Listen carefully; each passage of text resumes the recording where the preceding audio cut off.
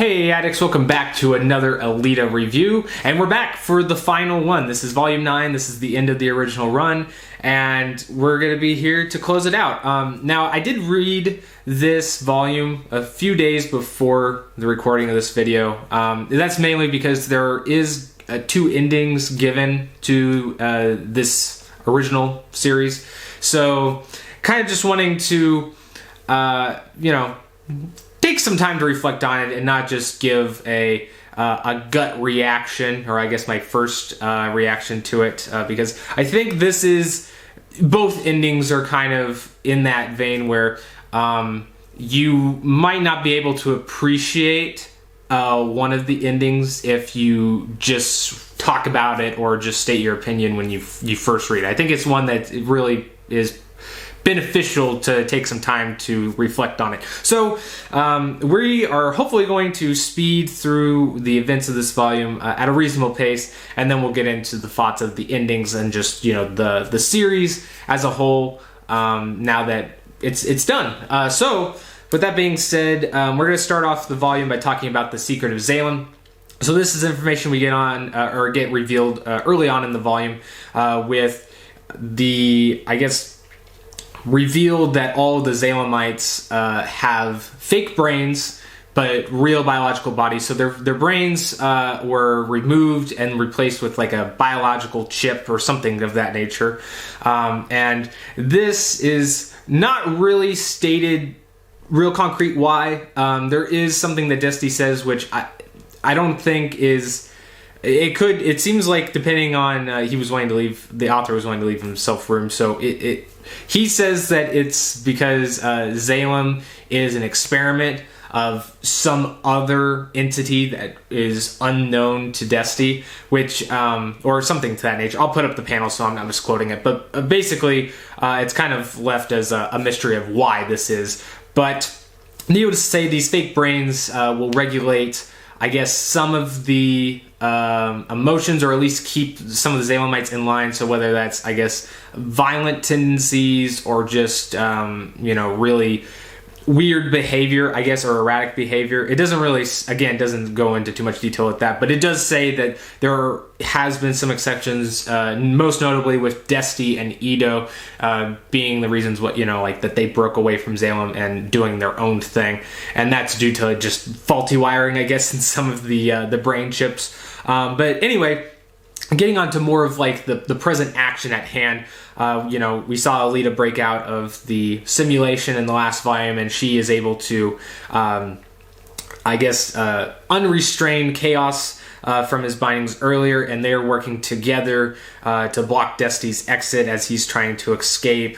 And, as Dusty's getting blocked off from his exit, kind of realizing or stating that his son and Alita are both his karma that he needs to face and overcome, or else he's just kind of a hypocrite of his own research.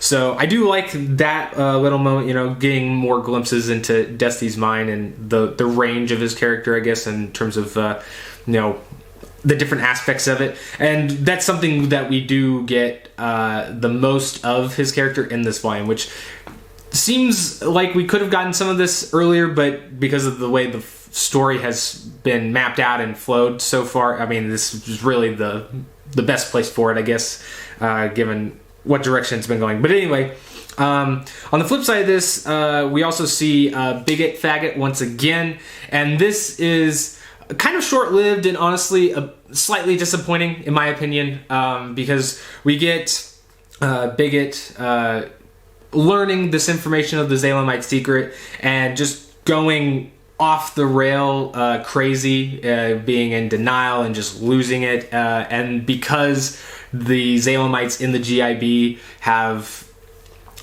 been unveiled this information, the MIB comes in to take them out to, I guess, mitigate the leak of the knowledge of the Salemite secret, which I think this is just... it's just really weird that in a world like this, people would have such a bad reaction to it, I guess. I think Alita later in the volume has the perfect reaction to it of like, is it really that big of a deal? It doesn't really seem like something to lose your mind over, especially given that the scrapyard has people with fake bodies but real brains all the time, replacing different parts of their being with machinery, or maybe even some of them living, having a living brain in a test tube per se. So I don't know. That's something that I think it's poetic, I guess, or kind of ironic in the sense that the Salemites are in fact kind of just the flip-flop opposite of the scrapyard and the people that live there. But also it's just like for building up those people to be a big threat and then seeing them tear down so easily, it's just a bit sad, I guess. But I do think that Alita's, questioning Ito's decision, knowing the secret after the fact, is something that I find probably the most interesting in that regard.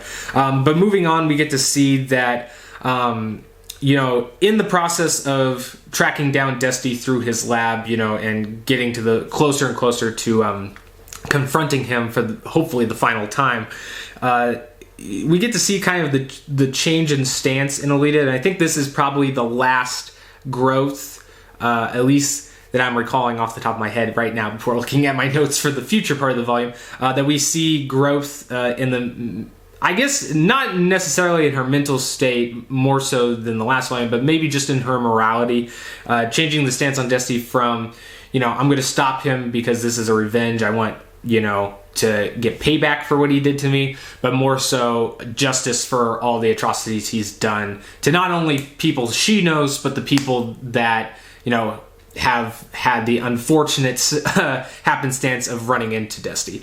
So that's a cool thing, and I think, making the one final step to, I guess, hero stance for Alita is a cool thing. Now, the first, I guess, trial or big action moment we get in this volume is Alita facing against Ellie, which is, if you don't remember, one of the, I guess, quote-unquote lackeys of Dusty. She's the really hot chick.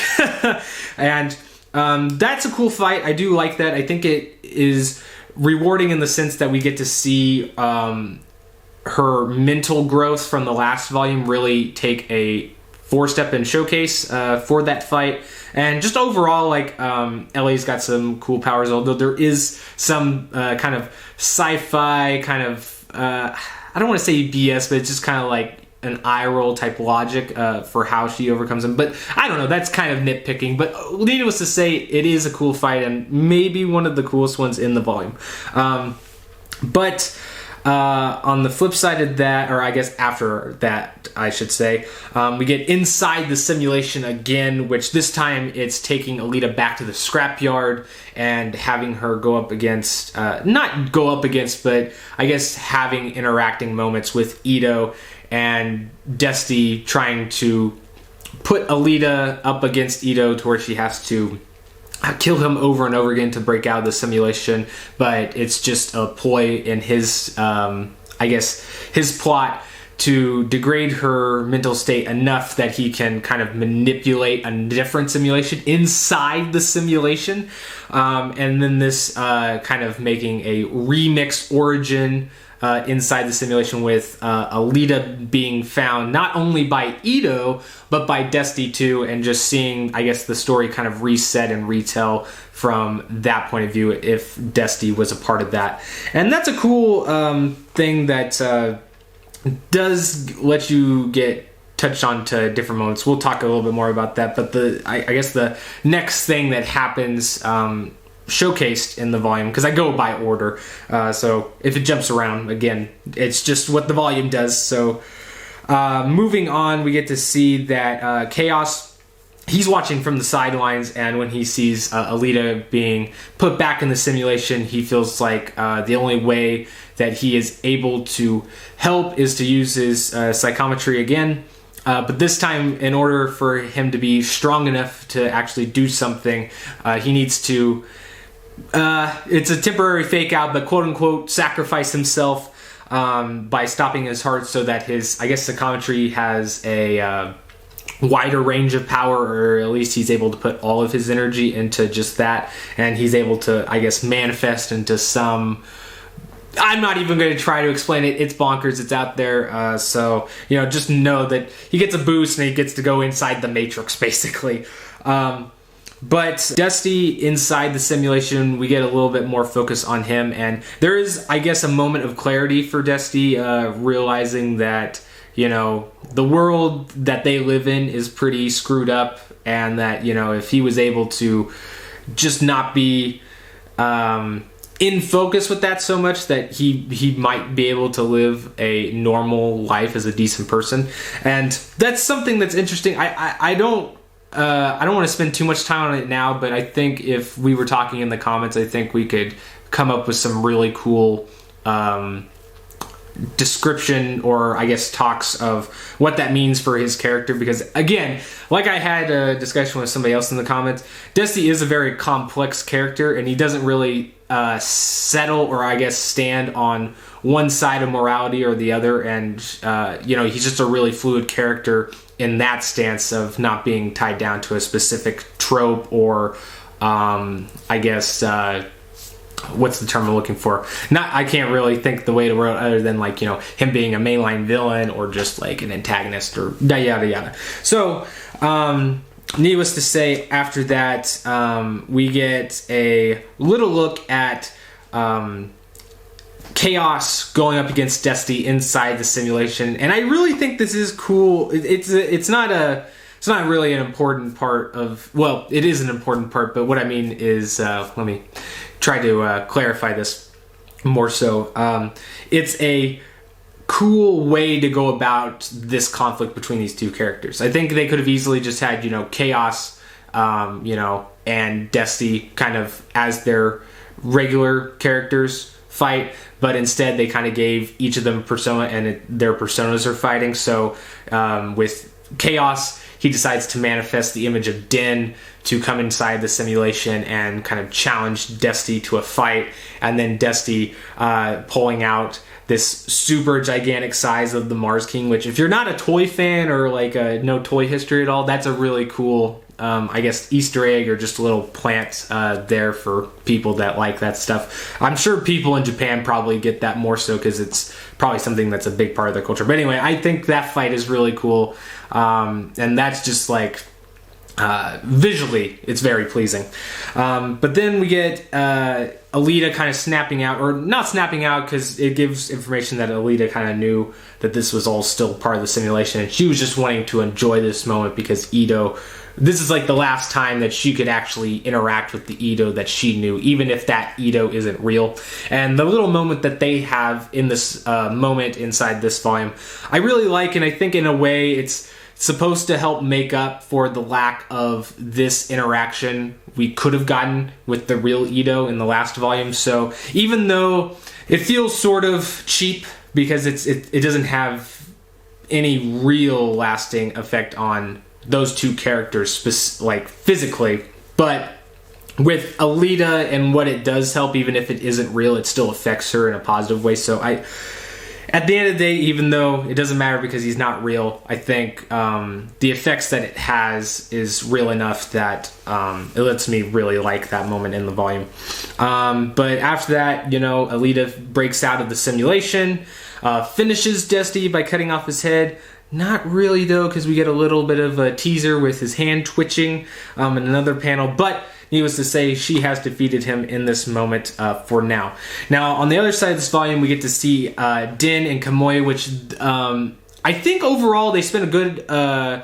the way they divided the volume, even though there is some minor things about it, if you're looking at multiple volumes, I think for just looking at this volume specifically, the amount of time that they divide between what's going on with Alita and Chaos against Dusty versus the Din and Kamui stuff, I think it lines up pretty good.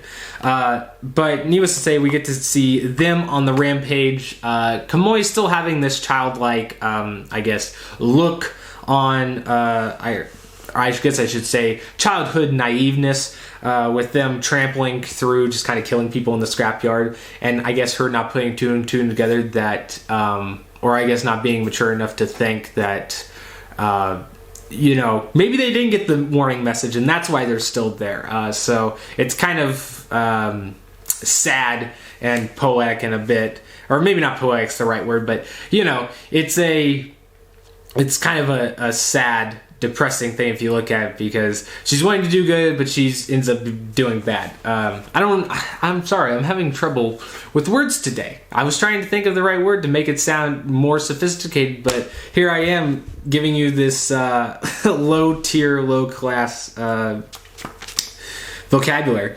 But anyway, we get Chaos versus Din, which is a big part of Chaos's character, I think, showcasing that final battle within himself. And this is when, in this conflict of Chaos and Din, Din kind of reveals, or I guess retells his backstory to Chaos. And, because I guess Chaos, didn't know about Din until just last volume when he touched the sword, right? So he knows of Din and he knows what he's done, but he doesn't know, what Din was born out of. He doesn't know his motivations to a certain extent, or I guess, he knows his motives, or I guess that's not what I wanted to do. I wanted to say he knows his objectives, but he doesn't really know the motives behind those objectives. So seeing that retold, I really do like. And I think Din's backstory is actually quite interesting. I'm a little disappointed we didn't get more of it, but I think the amount that they showcased is enough, right? Because we don't need to see like a whole volume of him specifically, or like his tales. But that is something that, if they were going to redo the division of time or story division for each character, that's one I wouldn't have mind seeing a bit more of. Maybe it's just because like again, I said, I'm a sucker for those split personalities, man. But anyway, this is when we do see Din testing Chaos by dropping Kamui, which I think this serves a double purpose. But maybe Din, even though he is sort of the bad person or the bad side of what Chaos is, maybe having still a bit of remorse for Kamui and not wanting her to die, even though he knows himself has to die, or he's on this suicide mission. But needless to say, Kamui is reunited with her father once he pops up in the midst of everything. But Din goes out the way he wants at the very end, and I do think out of all of the, I don't want to say philosophical, but like I guess having this deeper meaning or like bigger picture payoffs to some of the themes that the author goes for, I think this one is probably one of the ones that lands the most. Just maybe for me personally, I'm just more intrigued by it because of Din / Chaos's character, but that's one I think really does land pretty well. But we get to see that Alita's able to restart Chaos's heart so he doesn't die, hence the fake out being over, but then getting Alita and Chaos leaving the lab, and again seeing that tease that Destiny is still alive.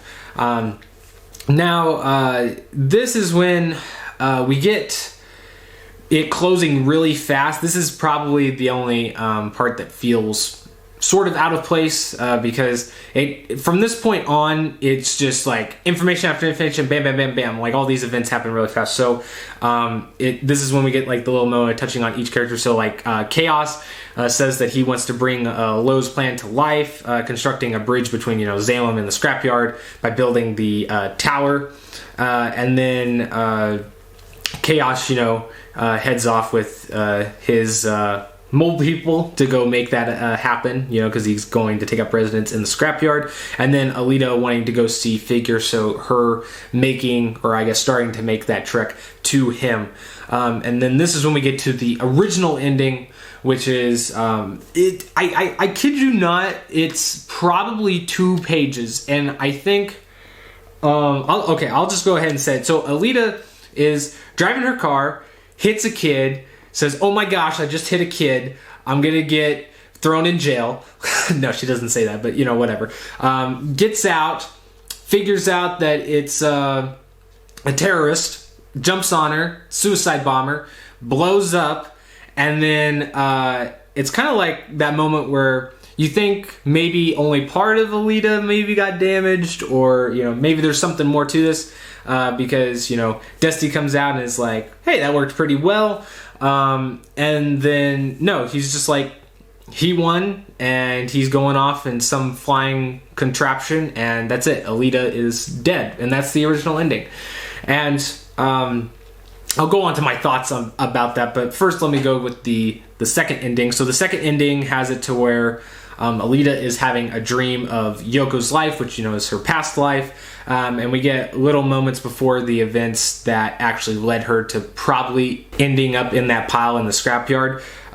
So getting more insight into what her mission was with the Mars units or soldiers, and then also seeing kind of like a little bit of that buildup of or a connective tissue from that backstory to what we saw her in the beginning of this story, and then we get to see Alita awaken in Salem, where Dusty rebuilt her and gave her a brand new body, which her new body is pretty badass with the powers, and then we see that she starts making a mess of Salem, gets to talk to Russell, which, again, you do see kind of that, retconning in some areas. It's not so much, it's not a continuity problem, because we never got confirmation of what exactly happened to Russell, but it was strongly alluded to that he was disposed of. So, again, kind of that in-between leeway there, but we get to see that he tells her where Lo is, and Alita going to save her, and this is, putting her on a path to, confront who is leading Salem, or at least seeing, what all Salem's about, and there's a lot of other information too, like Jeru is where Ladder is at, apparently, which is like Space City, basically. And Alita has, the fate of the world in her hands, essentially, saving the children's brains, the Salem, they're about to get lobotomized, essentially, with the chip. And then her meeting the Melchizedek computer, and learning what Salem is. It's just kind of expanding upon, certain things that it didn't really touch on earlier in the volume, or at least the volume 9, I guess, since this is kind of a separate thing.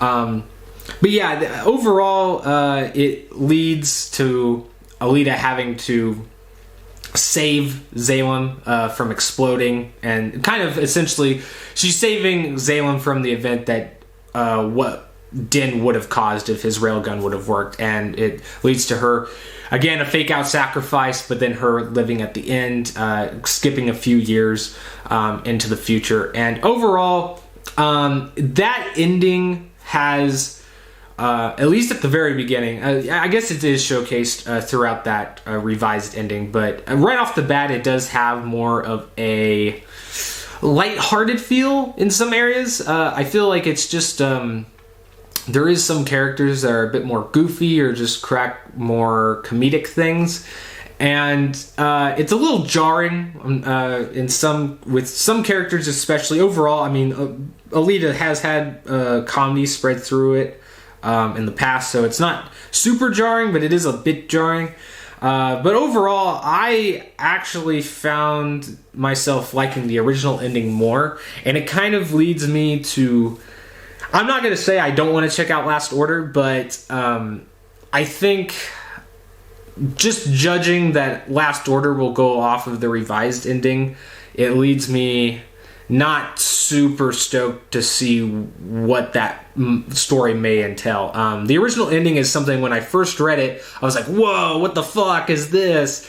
And it's like, ooh, do I like this? I don't know. And I was sitting there and I had to contemplate how I really felt about it. And I think after sitting on it and just kind of thinking about it on and off the last couple days, I think I do like the original ending better out of the two, and that's how I would like to see the story end, officially in my mind, at least. And that, if I see anything else later related to Alita, might just, consider it not a fanfic, but expanded universe that isn't canon, which might be the case already because the note in the back of this edition says some kind of conflicting information. At first it says that the original ending is the canonical ending, but then the second paragraph says that... Where is it? Okay, so it says, currently the previous chapter is the canonical ending of the Battle Angel Alita.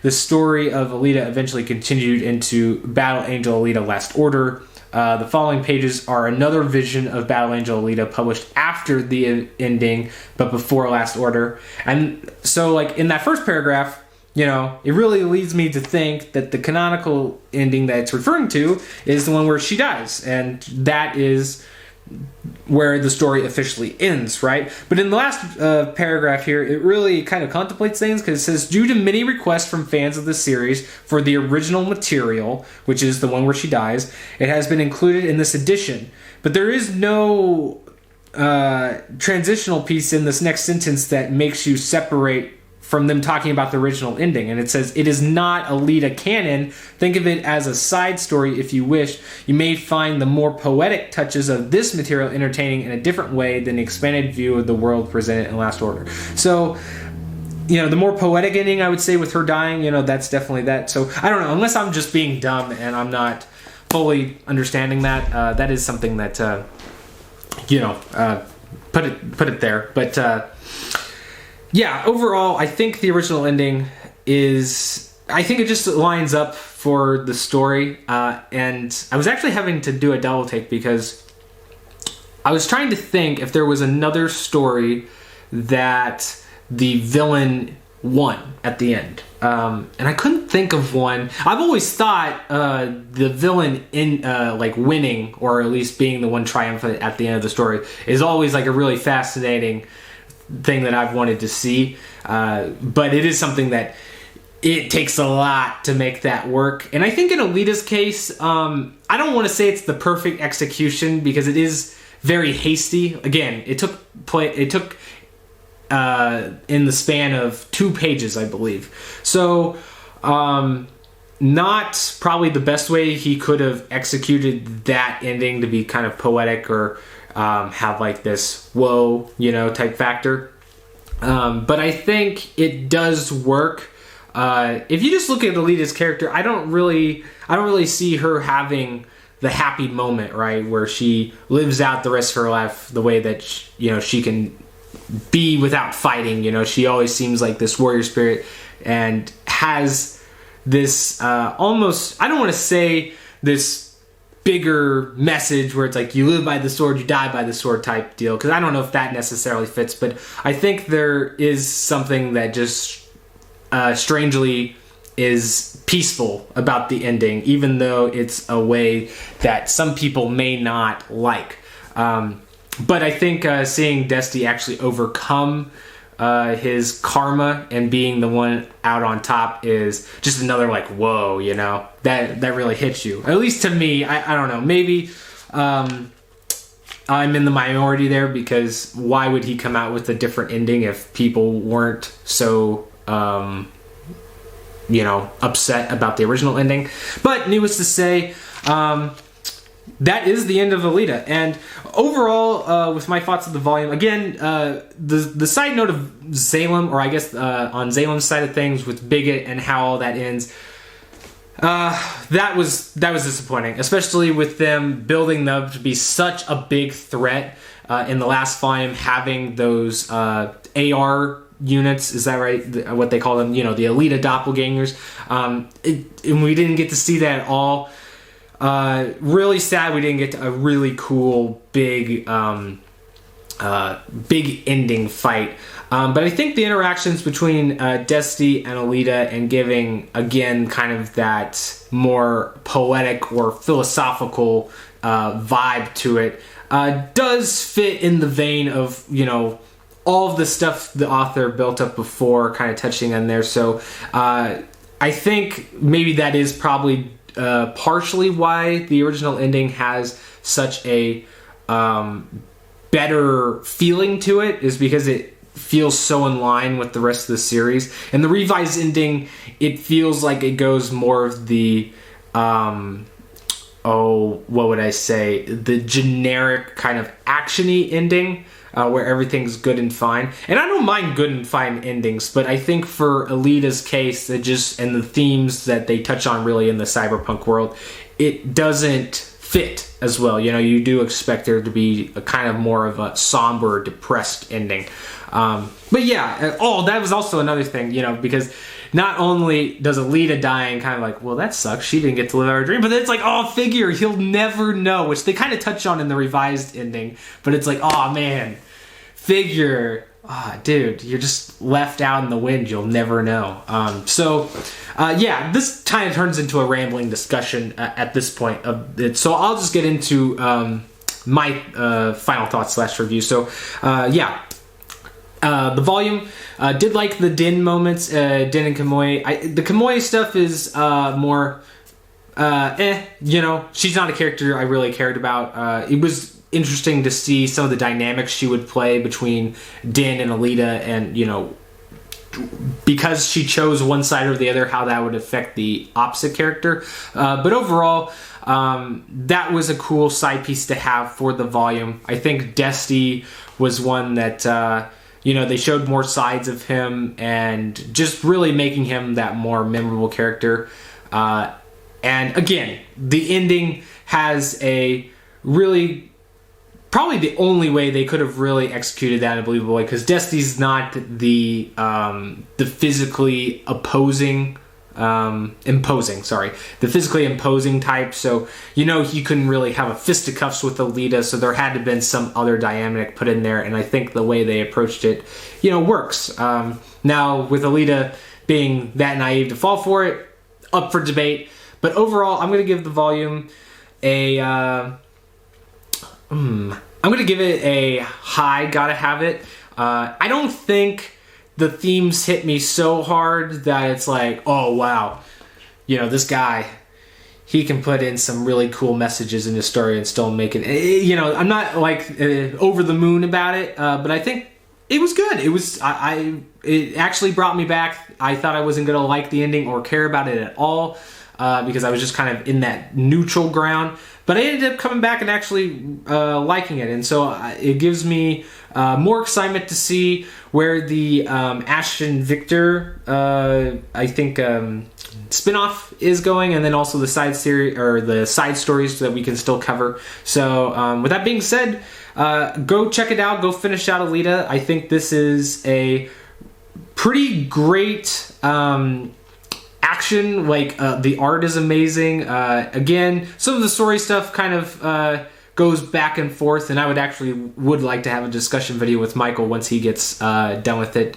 to talk about all of the good and bad aspects of the story, just in a short, you know, discussion video. But anyway, guys, I'm going to shut up because this is probably getting super long now, but hey, hope you like the extended video since it is the final volume. But anyway, guys, that'll conclude everything, and I'll see you guys next time for maybe more Alita or maybe other manga. Just stay tuned and we'll find out. Anyway, guys, peace addicts. Talk to you later.